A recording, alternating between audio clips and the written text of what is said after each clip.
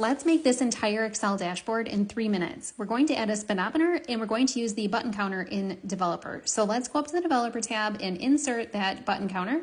And then we're going to resize it, move it however you need to. Right click on it to format because it does nothing if you don't link it to a cell. So let's link it to closed deals because every time we click the button counter, we want to make sure closed deals goes up and down. Test it out. It looks good. Now row 4 and 5 are just sums. And then the percentage in orange is a percent to total. So it's closed deals divided by goals. And then we did the same type of percentage for each of the reps.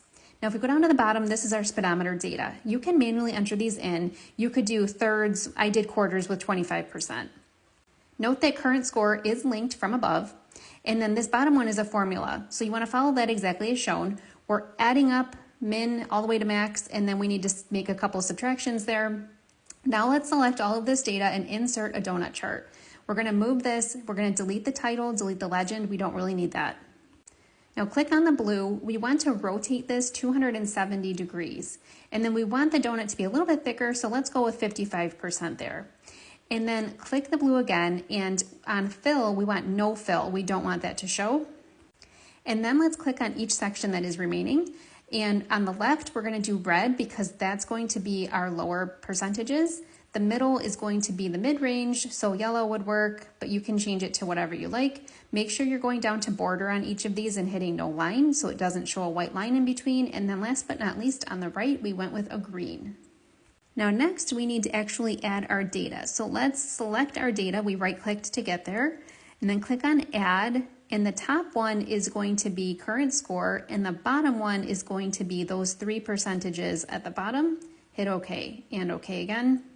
Now it started to look weird. So right click on the gray, and we need to change the bottom one to pi, and we need to check the secondary axis. So let's hit OK, and it still looks weird. So let's double click on the gray, and we just need to do a no fill on this. Now we still have this blue, and you can see that the orange is your ticker. So what we need to do is format again, and we need to rotate this first. Let's do 270 here.